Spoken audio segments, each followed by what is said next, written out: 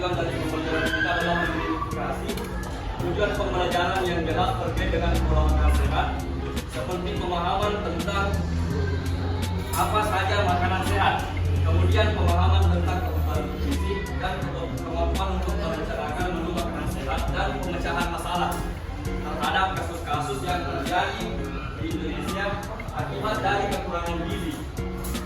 Nanti ada kasus yang diberikan. Oke, jadi nanti itu kasusnya dikerjakan bersama kelompoknya. Jadi kalian akan mengidentifikasi apa-apa saja yang menjadi masalah di kasus tersebut. Kemudian kira-kira apa solusinya?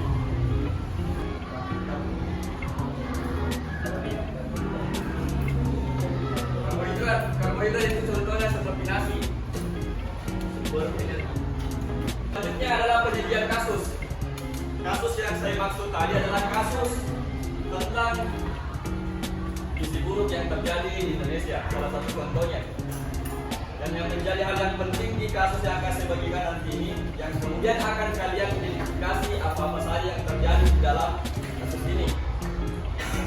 Garis besarnya adalah tadi yang saya bilang adalah kasus yang gizi yang terjadi di Indonesia, semuanya di bagian barat, menuju Jakarta Selatan. Jadi kalian nanti akan menganalisis ini isinya. Kemudian kalian menentukan apa-apa saja yang menjadi masalah di dalam kasus yang diberikan. Kemudian apa solusinya? Kira-kira. Kalau ada penyebab pasti ada solusi yang diberikan. Contoh, misalnya ada yang untuk stunting, itu juga termasuk penyakit karena akibat dari pola makan yang tidak teratur atau justru mungkin karena ada faktor pembangunan. Ada yang tahu stunting adalah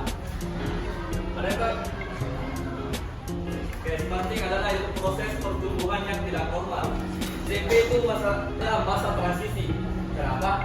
Kalian ada di masa penerimaan antara dari anak-anak menjadi remaja kemudian dewasa. Itu juga masa transisi. Jadi ini adalah kasus yang harus kalian bacakan. Kasusnya saya bagikan.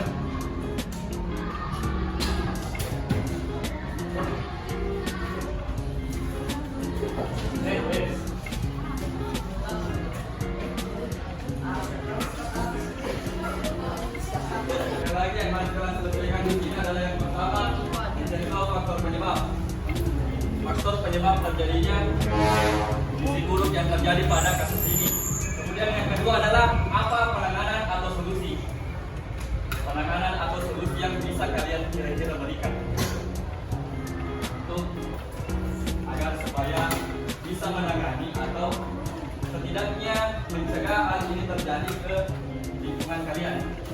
Untuk penyebab ini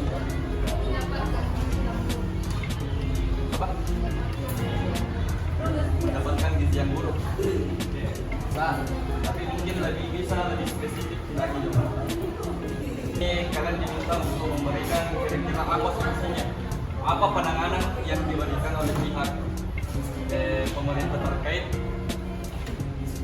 terhadap korban yang ada.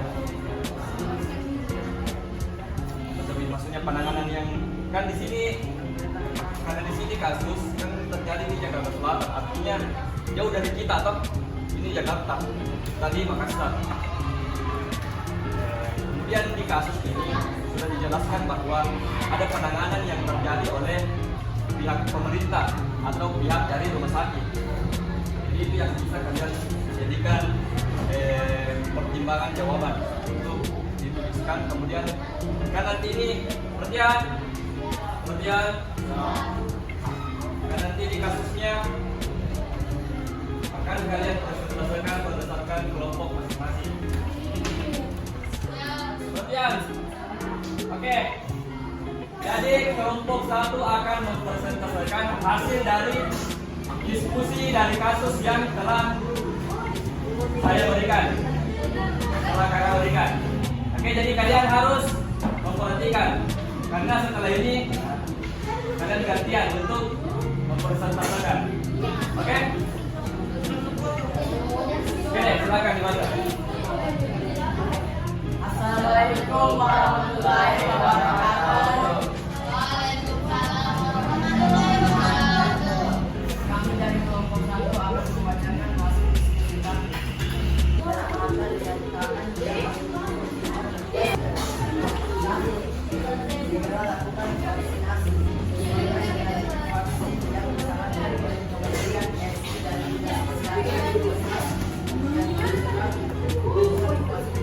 genangan air di sekitar rumah. Jangan biarkan air menggenang di sekitar rumah. Untuk operasikan tempat-tempat yang dapat menampung air seperti bak mandi, pot bunga, atau ban bekas. Saya berikan apresiasi ke temannya. Dasar.